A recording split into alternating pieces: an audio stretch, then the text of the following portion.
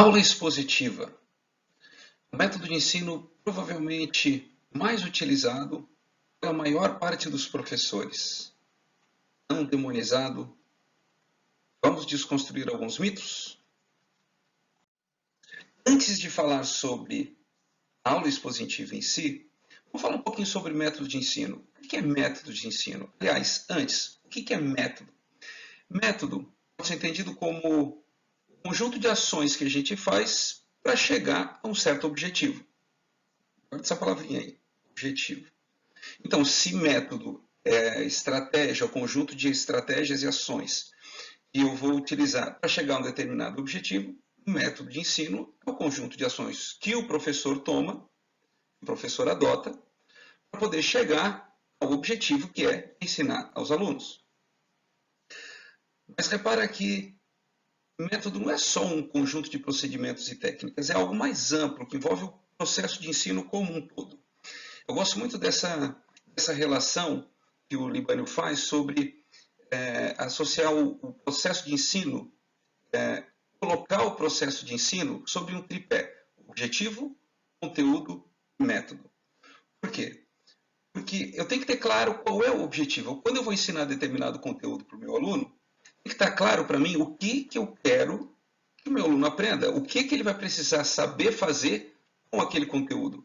Então, uma vez definidos a partir desse conteúdo os objetivos de aprendizagem, aí eu vou poder escolher o método de ensino mais adequado.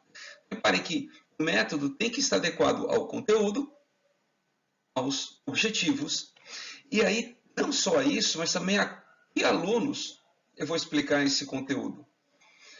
Tem turmas, às vezes até na mesma escola, tem turmas com características bastante distintas. Então, qual o método que funciona para uma determinada turma, para um determinado tipo de aluno, não necessariamente funciona para outro.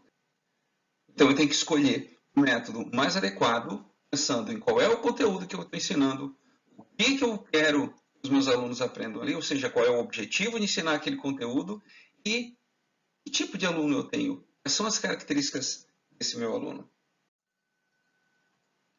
Agora, quais são os métodos de ensino?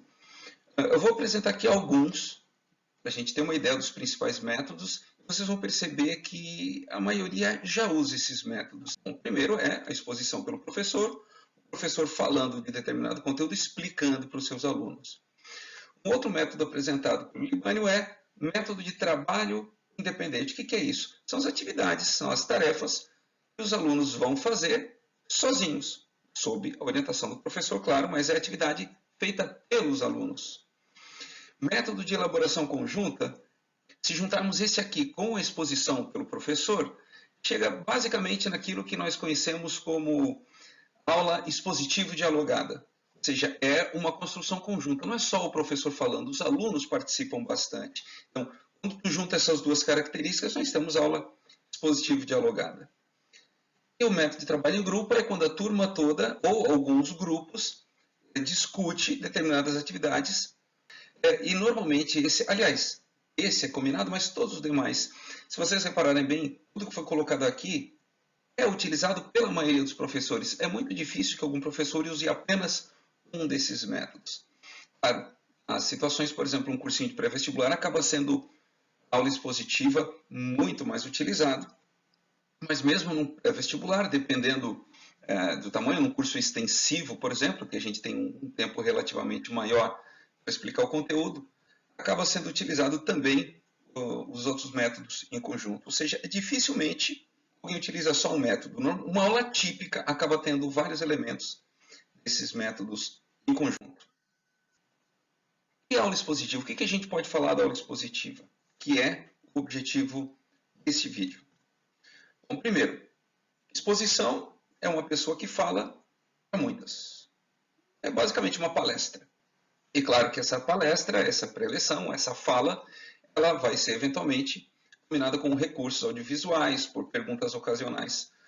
Recursos audiovisuais não precisa ficar restrito apenas ao conhecido projetor, né, uma apresentação de PowerPoint, não precisa ficar restrito a isso. O quadro negro com giz também é um recurso audiovisual, a gente pode utilizar. Eu estou escrevendo para ilustrar algo para o aluno, vou usar um vídeo também de complemento, ou até uma videoaula. Né? E essas perguntas ocasionais, uma aula expositiva dialogada típica, não são assim tão ocasionais.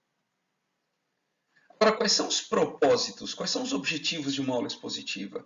Dá para elencar basicamente 3 objetivos: transmitir informações, gerar compreensão e estimular o interesse. Reparem, muita gente acha que a aula expositiva limita-se a transmitir informações. Não, eu não consigo imaginar um professor que apenas repasse as informações que estão no livro.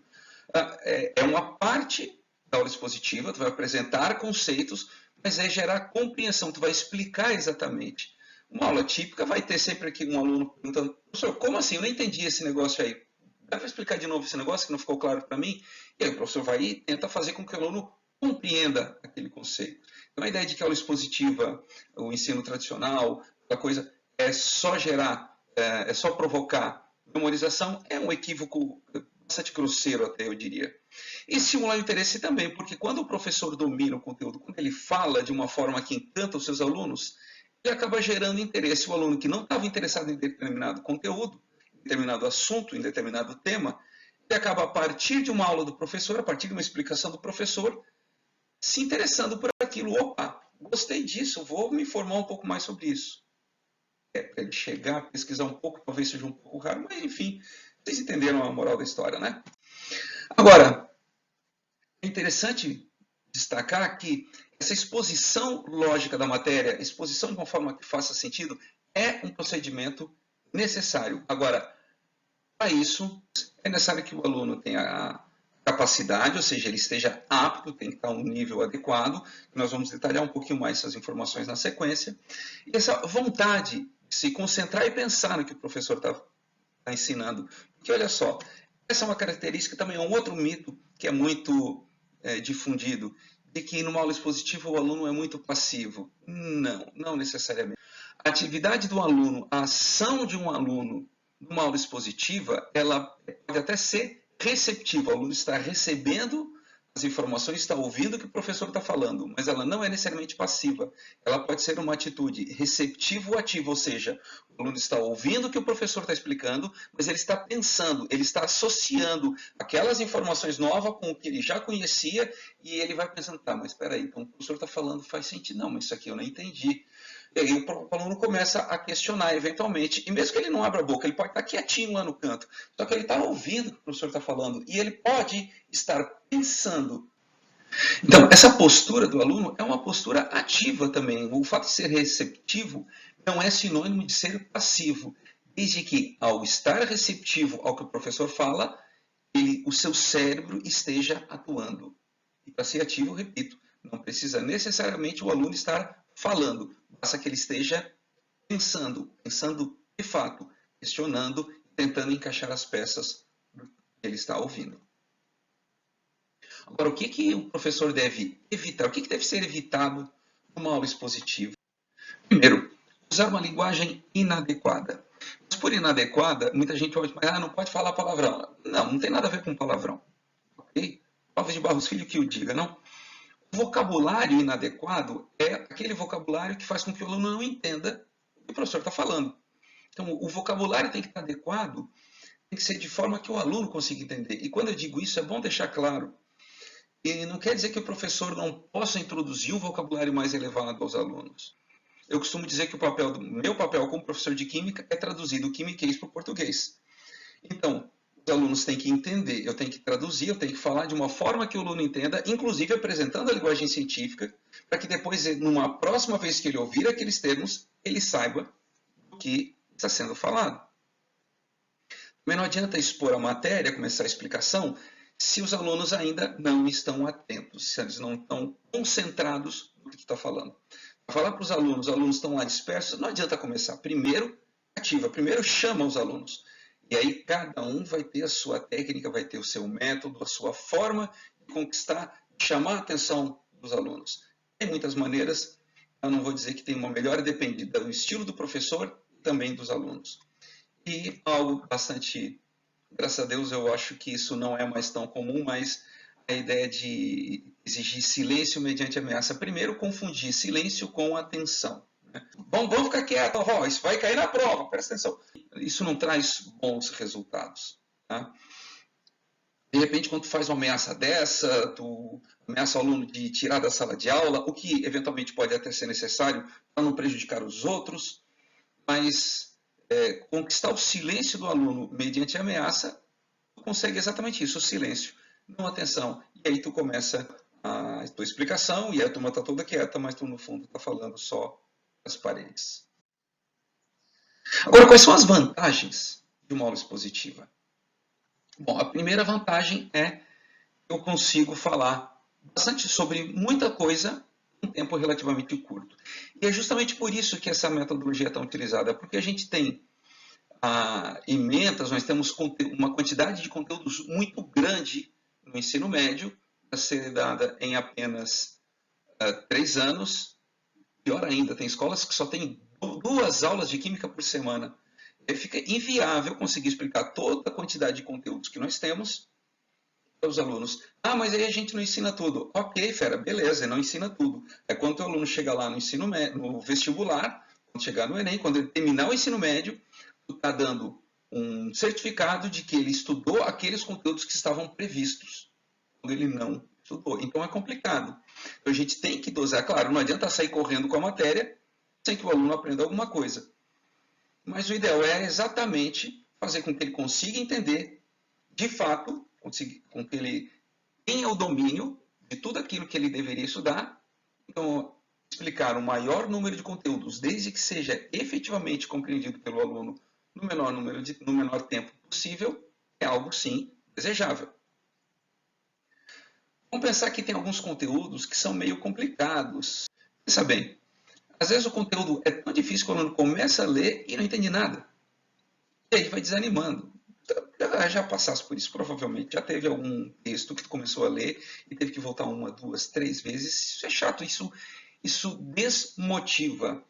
Então, a ideia de uma explicação oral permite motivar o aluno a continuar estudando, porque vai fazer com que ele consiga entender um pouco melhor, até para depois passar a ler aquele livro-texto, e aí começa a fazer um pouco mais sentido. Então, vamos lembrar que tem aluno que aprende melhor ouvindo do que lendo. Tá? Tem aluno que é mais auditivo do que visual. Eu, por exemplo, sou um. Então, dependendo do tipo de aluno que tu tens, essa explicação oral vai surtir muito mais efeito do que a simples leitura do livro. O professor já é conhecedor daquele assunto, então ele consegue organizar de uma maneira que fique mais interessante para o aluno estudar. Então, quando o professor vai falar sobre temas polêmicos que existem, quando não existe ainda consenso no meio científico sobre determinados assuntos, é importante que o professor que tem esse conhecimento, que ele consiga mostrar de uma forma um pouco mais imparcial, que ele consiga mostrar para os alunos o que tem de positivo e negativo em determinadas correntes. Como eu disse, a química isso é um pouco mais raro, mas ainda assim a gente pode pensar em alguns assuntos que têm essa característica. E as limitações? Quais são as limitações de uma aula expositiva? Como é que, sabendo as limitações, a gente pode pensar em como superá-las? Primeiro, a pouca participação do aluno em função da comunicação unilateral, ou seja, a aula expositiva, a exposição é basicamente o professor falando. Claro que a gente consegue suprir essa deficiência pensando na interação, na aula expositiva dialogada, chamando o aluno para a participação. Se a gente traz o aluno, se o estilo da aula e se as características da turma, dos alunos, permitem, a gente consegue romper um pouco. Só que nem sempre dá, porque nem toda turma tem, e o professor não pode depender da participação do aluno. É bastante chato quando o professor começa a falar e aí os alunos não respondem, não participam, não completam, e acaba saindo pior do que fosse o professor apenas falando. Então, é uma característica que pode trazer problemas, mas há maneiras de superá-las. Outro problema é que considera a turma toda como sendo um grupo uniforme, e não é bem assim. Tem alunos que têm estilos de aprendizagem diferentes. Mas eu arrisco a dizer que essa não é uma característica exclusiva da aula expositiva, e sim de todo e qualquer método de ensino. Tem alunos que se adaptam melhor a um método, alunos que se adaptam melhor a outro. Isso é a importância de usado de maneira alternada aos diversos métodos de ensino. Outra coisa que a aula expositiva ela não considera o fato de que muitos alunos não possuem os conhecimentos prévios necessários. Então, eu vou começar a explicar um assunto, por exemplo, eu vou explicar cálculo estequiométrico e eu tenho que lembrar, eu tenho que ter certeza de que os alunos sabem pelo menos fazer uma regra de 3. De novo, não é algo específico da aula expositiva, mas é algo que tem que ter, o professor tem que ter esse cuidado. Claro que essa dificuldade é maior no início do período letivo, depois, quando a gente já conhece os alunos, fica um pouco mais fácil de lidar com essa questão. E um outro problema é que a aula expositiva pode desenvolver no aluno o hábito de apenas fazer anotações na aula e ele não estuda o livro, ele vai estudar apenas pela anotação. Eu diria que também assim, se o professor não der aula expositiva, será que o aluno vai estudar pelo livro? Eu tenho as minhas dúvidas, mas de qualquer forma, corre-se o risco de a aula expositiva reforçar essa característica e o aluno acaba eventualmente ficando dependente da explicação do professor. Então, pensando em tudo que a gente falou, quais são os cuidados que um professor deve ter ao preparar uma aula expositiva? Primeiro, como a gente falou agora há pouco, certificar-se que os alunos possuem os conhecimentos prévios necessários. Não adianta explicar um assunto se os pré-requisitos não são dominados. Outra coisa, planeje a sua aula. A aula tem que ter início, meio e fim. Eu tenho que saber exatamente o que eu vou fazer a cada momento. Qual a sequência de ações que eu vou fazer, quais são os pontos mais importantes, o que eu vou destacar, o que eu vou reforçar para os alunos. Ok? Tudo tem que estar claro desde o início, no planejamento. Quando eu preparo a aula, eu já tenho que ter isso em mente. Uma coisa importante também é modular a voz. Em função do tamanho e quantidade de alunos. Uma turma pequena, uma sala pequena com poucos alunos, um ar mais intimista, é bom falar um pouquinho mais baixo, um pouquinho mais calmo, né? Tu está ali com os alunos num ambiente um pouco diferenciado. Agora, se eu vou dar aula para uma turma grande, para 40, 80 alunos, 120 alunos, uma grande, um anfiteatro, é outra dinâmica. Tu tem que falar um pouco mais alto, um pouco, às vezes, muito mais alto, dependendo da turma, para que o aluno que está lá no fundo da sala possa te ouvir, circular no meio da sala também pode ajudar um pouco nisso, porque quando fala mais do meio, tu consegue atingir a todos. Deixa eu fazer um parêntese aqui. Quando em alguma vez você for falar num teatro, um anfiteatro, um auditório, e tiver à tua disposição microfone, use. Não seja deselegante. Será que precisa microfone? Não. Se o espaço é grande e tem um microfone, use. Às vezes pode até ser que alguém diga que não precisa, só para não ser desagradável. Então, se tem microfone, use. Tem muito professor que tem medo de microfone injustificado, ok? Além da questão do volume adequado ao tamanho da sala e da turma, tem a questão do ritmo. Aliás, eu tenho um cuidado sobre isso, eu falo muito rápido. Então, quando a gente fala engolindo as sílabas, acaba não sendo compreendido. Também não adianta falar muito devagar. Quando a gente fala muito lentamente, isso dá sono. A gente tem que cuidar para ter um equilíbrio. Não fala nem muito rápido, nem muito devagar. Não fale nem muito alto, nem muito baixo. Tem que ser adequado aos teus alunos. Use apontamentos. É mais ou menos o que eu estou fazendo aqui com essa apresentação de PowerPoint. Então, são apontamentos, são tópicos para eu não esquecer o que eu vou falar. Não preciso necessariamente apresentar isso para os alunos, como eu estou fazendo agora. Eu podia estar simplesmente... Tem que seja um caderninho, anota ali, eu não posso esquecer de falar disso, disso, disso e disso. Okay? Tópico. E evite estender a aula expositiva por tempo excessivo. Por quê? Porque se é cansativo para o professor, provavelmente também vai ser para o aluno. Se tu não aguenta falar durante muito tempo, pensa que os teus alunos provavelmente aguentam ouvir ainda menos. Aliás, esse é o cuidado que a gente também deve ter aqui numa videoaula. Videoaula muito longa, normalmente espanta os alunos. Ele nem clica no vídeo quando vê que o vídeo é muito longo, só se o assunto realmente é interessante, é importante. Já na aula, fala, tu tens muita coisa para falar, faz uma pausa, faz alguns exercícios, algumas atividades diferenciadas. Ficar falando direto pode ser extremamente cansativo. E aí, para finalizar, eu vou fazer a leitura uma citação que eu acho bastante importante, ela resume relativamente bem o que a gente falou.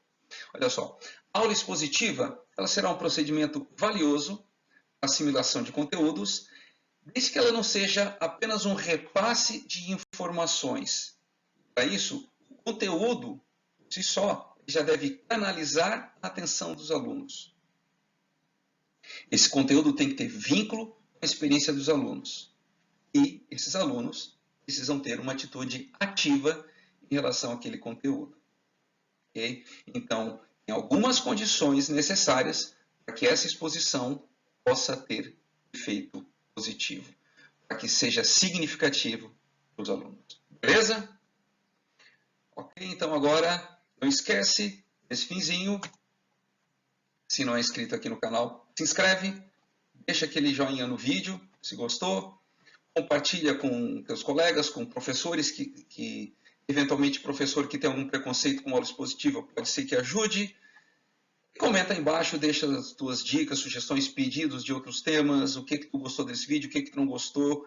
Eu quero ouvir as críticas, quero ler no caso, né? Quero ler as tuas críticas, os teus elogios, quero saber o que tu achou desse vídeo para poder melhorar nos próximos. Beleza? Abraço, até o próximo.